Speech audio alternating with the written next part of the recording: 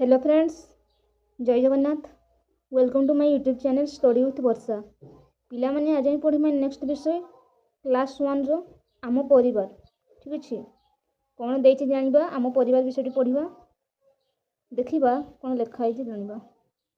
माँ परी मोर किए से हेबो अळी अझट मु सब सहिबो। हैला एठारे कोन को अछि माँ परी एमिति केही नै जे पिलार अळी अझट सब सही जाय। ठीक अछि, तापे पढ़िबा बापा परी मोर किए से हेबो मथा को आउंसी साहस दबो। बापा परी एमिति केही भी मनीष नाहंती जे कि मथा को आउंसी दे साहस दियंती। तापर पढ़िबा भौणी परी किए मु किए से हेबो ऋषि बसिथिले हसई दबो। भौणी परी एमिति केही नै जे ऋषि थिले हमको से कोन कर दिए हसई दिए। तापर जिबा नेक्स्ट को कोन लिखा है आई परी मोर किए से हेबो गप कहि मते सुआई दबो। आई कौन करती गप कहीकि शुआई दियंती हैला। तो आई परी एमती कही नहीं जे गप कहीकि शुआई दब। ठीक अच्छे, जीवा नेक्स्ट को। नेक्स्ट पिला माने कौन दिखाई आम देखा एठार गोटे देखाई गोटे गाँटा दिखाई है। से गाँव में कौन दिखाई घर गुड़िक अच्छी झरणा बहुची है, गछ पहाड़ अच्छी गाई गोरु मैंने अच्छा समस्ते एवं गाँव में किसी लोक जन बालिकाटी अच्छी से बिलेटी क्षीर पी दौची। देखुची मिटूटा को गोटे बालिका माने दौची मयूर अच्छी खाइबा को खुद दौची। ठीक अच्छे, छेली माने घुसुरी माने सब मेढ़ा माने अच्छे। तापरे नेक्स्ट दिखाई चित्र हाथी गुड़िक अच्छा जंगल रे एक हाथी माने अच्छा गछ अच्छी चढ़ई गुड़िक अच्छा हरिण सिंह मांकड़ बाघ है। आ गोटे बालक अच्छी आ गोटे साइड सापटी अच्छी। जीवा आम अभ्यास आस कथा हेबा कौन दिखाई जानिबा है। कौन दिखाई देखिबा एक नंबर कौन दिखाई जे यही चित्र कौन सब देखुचे चित्र आम देखिले पिला माने कौन कौन रहुची चित्र सब देखिले। ठीक अच्छे, तापर ख को जीवा झीटी क्या आदर करुच्ची एक गोटे बिलेटी को आदर करुच्ची। बिलेटी को ना देखिले आम बिलेटी को से कि कौची क्षीर दौची है। तापर लिखाई पुओटे क्या दाना खाइबा को दौची क्या से चढ़ई मानू मिटू मानू है। तापर घरे दिखाई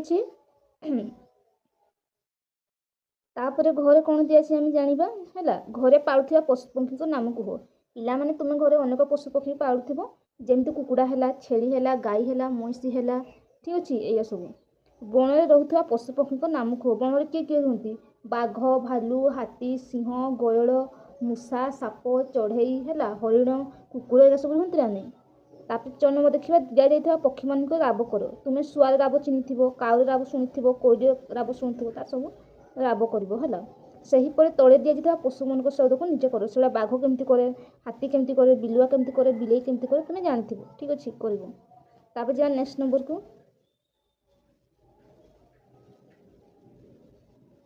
कौन दिखाई नेक्स्ट नंबर में गार टाणी जोड़वा पानी में रोकवा जीव मान गार टाणी पोखरी को आण। पानी में किए किए रुहति माछ रुहे। ठीक अच्छे, गार टाणवा कंकड़ा आउ किए कईच। ठीक अच्छे, अन्य समस्त बाकी रुहति एगुड़ा सब कौन रुहति। तापर जी आम नेक्स्ट नंबर को 3 नंबर कौन दिखाई देखा है। 3 नंबर कौन दिखाई आस सांग मान सहित कथा हेबा। केउ पशु है आम केउ पशु कि साहाଯ୍य पाऊँ गाई आमको कौन दिए क्षीर दिए ना नहीं है। घोड़ा घोड़ा पिठी बसैकी आमको नहीं जापर यात्रा। कुकुर आम घर जगे कुकुड़ा कौन दिए अंडा दिए। ठीक अच्छे, जानले जीवा नेक्स्ट नंबर को जीवा।